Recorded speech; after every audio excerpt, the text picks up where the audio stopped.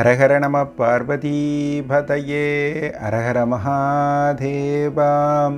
கதை கேளு கதை கேளு சிறுவர் பகுதி 4.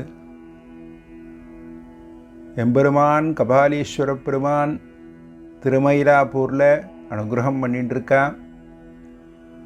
அந்த பெருமானுக்கு முன்னாடி அழகிய நந்தி கம்பீரமாக அமர்ந்திருக்கார்.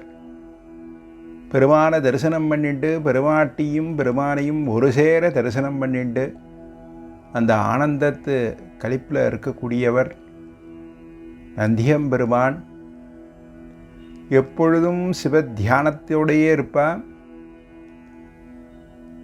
அப்படி சிவ தியானத்தில் கண்கள் ரெண்டும் முழிச்சுட்டு இருக்கே தவிர பெருமானோடே கலந்து இருக்கா.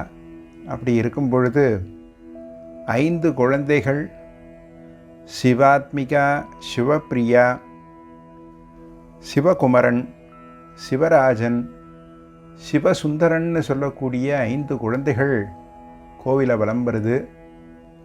அப்படி வலம் வந்துட்டு நந்தியம்பெருமான் இடத்துல வர்றது, வணக்கம் நந்தியம்பெருமானே அப்படின்னு சொல்கிறது. சிவத்தியானத்தில் இருக்க நந்தியம்பெருமான் சிறிது அசைந்து, வாருங்கள் குழந்தைகளே வாருங்கள் அப்படின்னு சொல்கிறார். உடனே குழந்தைகள் கேட்குறது, நந்தியம்பெருமானே எங்களுக்கு இன்று ஏதாவது ஒரு நல்ல கதையாக வழிகாட்டியாக இருக்கக்கூடிய கதை எங்களுக்கு சொல்லி அருள வேண்டும் அப்படின்னு சொல்கிறது. உடனே நந்தியம்பெருமான் குரலை கணச்சிண்டு,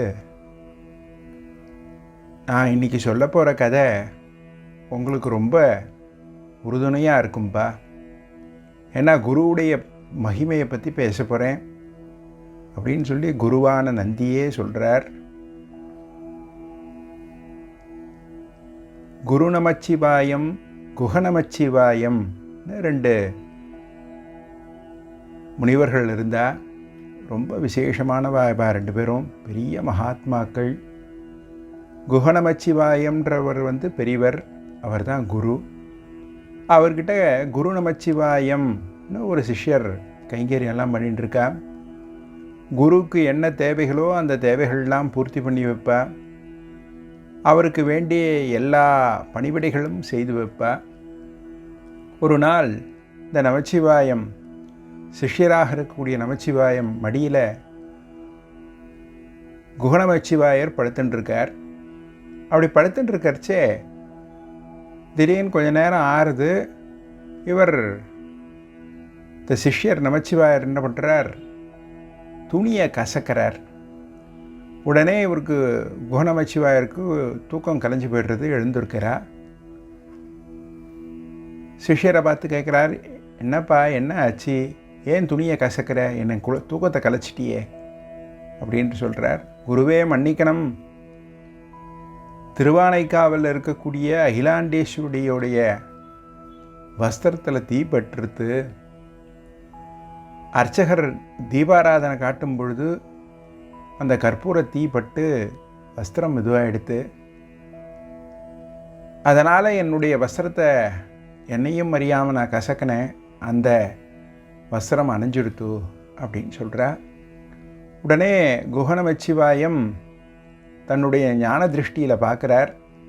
பார்த்தா அந்த சம்பவம் நடந்திருக்கு. உடனே, அப்பா இன்று முதல் நீ குரு நமச்சிவாயம் என்று அழைக்கப்படுவாய்ன்னு சொல்லி குருவே சிஷ்யனுக்கு குரு நமச்சிவாயம் ஒரு பட்டப்பெயர் கொடுக்குறார். ரொம்ப விசேஷமான அடியார்வர்கள்.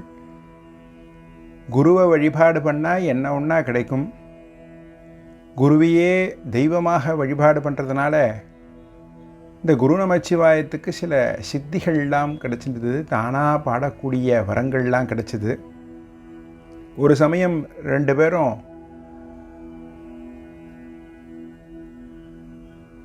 விருதாச்சலம் வழியாக போகிறா. விருதாச்சல க்ஷேத்திரம் திருமுதுகுன்றம்னு பேர், ரொம்ப விசேஷமானது. அந்த க்ஷேத்திரம் வழியாக போகும்பொழுது சுவாமி பேரே விருத்தகிரீஸ்வரர் அப்படின்னு பேர், பழமலநாதர்னு பேர். குழந்தைகளே அது மாதிரி போகும்பொழுது குணநமச்சிவாயத்துக்கு பசி வந்துடுறது. உடனே குரு நமச்சிவாயங்கிட்ட சொல்கிறார், அப்பா எனக்கு பசிக்கிறது, ஏதாவது ஆகாரம் கொண்டுட்டு வர முடியுமா அப்படின்னு கேட்குறா. உடனே குரு நமச்சிவாயம் என்ன பண்ணுறார்,